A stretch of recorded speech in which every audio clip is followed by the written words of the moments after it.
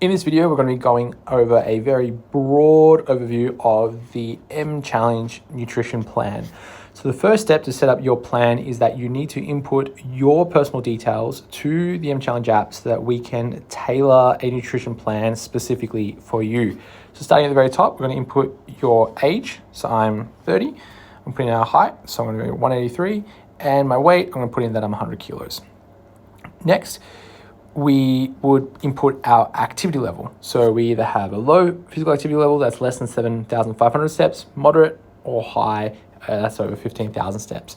Now, if you're unsure about how many steps you do, just think about what you do throughout the day. If you have a very sedentary job, you spend a lot of time at a desk, you might be choosing low physical activity. If you are maybe a laborer working in a warehouse, something similar, you might have high physical activity. But then if you're really not sure and you want to stick to the M Challenge goal, which is 10,000 steps per day, the elusive 10,000 steps per day, a nice round number to aim for, you might fit in this moderate physical activity category here.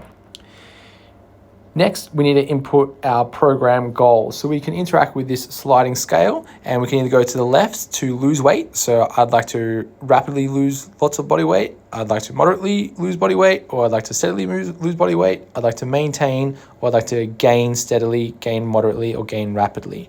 Now, for many of us, our goals are to lose weight and we just need to choose a level that we want to go. Now, of course, the further you go to the left and more rapid you go, the greater weight loss you will experience, but you may also experience some other side effects such as fatigue, mood swings, maybe extreme hunger, higher risk of binge eating episodes, and ultimately failure of the challenge.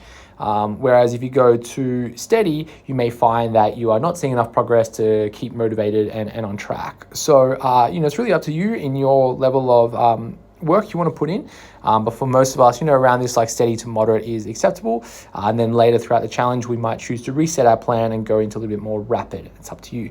Your goal might be to maintain your body weight. In that case, we choose maintain our body weight, or your goal might be to gain some body weight, try to gain some muscle, and we're going in the other direction, trying to put on some mass.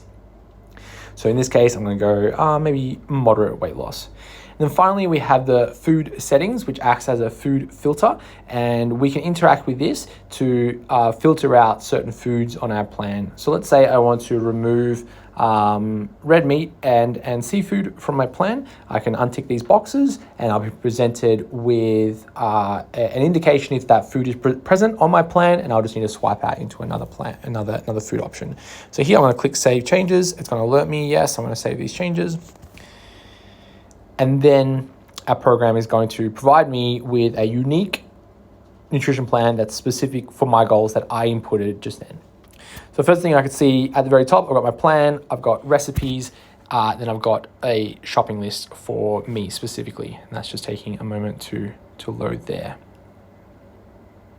And there's my shopping list there. So this is my plan. At the top, I've got the days. So, I can move ahead of time if I want. I can review Wednesday's plan or Thursday's plan and such. Today, I'm recording this on a Tuesday. So we've got Tuesday. Next, we have the calories. So the number on the right is my target calories, and the number on the left is the calories that I've consumed so far, which we'll explain in a moment. Protein, carbs, fats, fiber, again, just at 0 because we haven't indicated to the app that we've consumed those foods yet. We have a little bit of information here about swiping to the right to swap or remove ingredients, ticking off ingredients, and then the exclamation mark that I spoke about around the food settings, food preference option. So first meal we have here is that we have our breakfast. We've got Maxo's Shred System protein, a cottage cheese, peanut butter, and blueberries. Now, this is really nice as a smoothie. So you can put all these ingredients into a blender with some ice, blend it together, a really nice smoothie. Or you can consume those foods on their own. Maybe you want to have a protein shake, maybe a serve of cottage cheese, some peanut butter, and some blueberries. Or we can make some small changes. So let's say we want to have maybe peanut butter on toast. We could swap out the cottage cheese for some bread. So I'm going to swipe to the right. I'm going to click this yellow button. I'm going to click swap, and I'm going to swap it for some bread. So I'm going to type in bread. I'm going to be good. I'm going to have some mixed grain bread. I'm going to swap it in.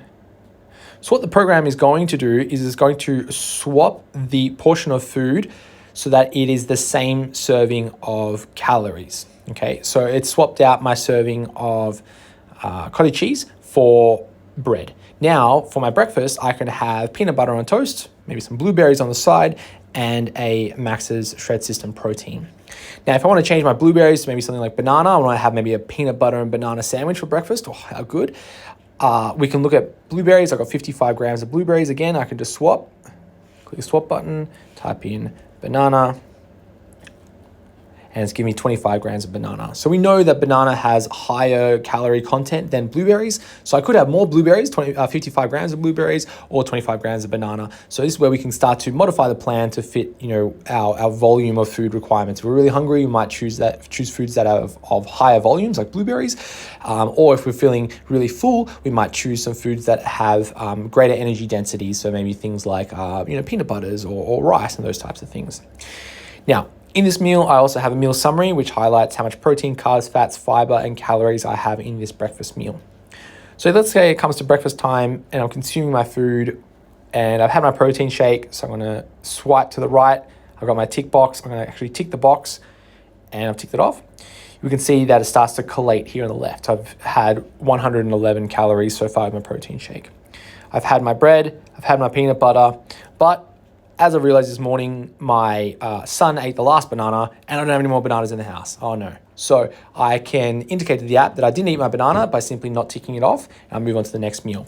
What will happen at the end of the day is that you might see a discrepancy in your calorie intake because the plan is going to give you 2,516 calories, but if you didn't tick off the banana, it's going to indicate how many calories you actually consumed. In this case, if I didn't eat bananas, I could just not tick it off, or I can swipe to the right and then remove bananas and it's gone. It's not there anymore. As we move on to lunch, we have an example of this red exclamation mark. I've indicated no red meat on my plan. There's currently red meat on my plan. So what I need to do is I'm just going to swap it for another food. So I'm going to click this swap button. I'm going to find another food. So all these red exclamation marks indicate foods that are in the category that I said I didn't want. So we've got things like seafood, beef and such. So I'm just going to find another food that I want to have instead. All right, I'm going to have some chicken breast. We can either measure it out grilled or measure it out raw. I'm going to start off raw because I'm going to cook it in something. And then we have our lunch. And this lunch looks really nice. We've got some chicken breast, some avocado, feta, lettuce, onion, cherry tomato. Great salad. I'm going to make a salad for that one there. That's an overview of the nutrition plan with each of our meals, ability to swap out portions of food with a sports supplement at the very bottom, indicating the sports supplements for that particular day. Again, probably reviewing the label of those sports supplements to when you take those products. You may be asking, well, Steve, I want to go shopping. What do I do? Great, let's go to the shopping list. We can see the shopping list, which updates every time we make a change. So, we've got some mixed grain bread and such on our plan. And this is for the dates indicated at the top between the 13th of February to the 19th of February.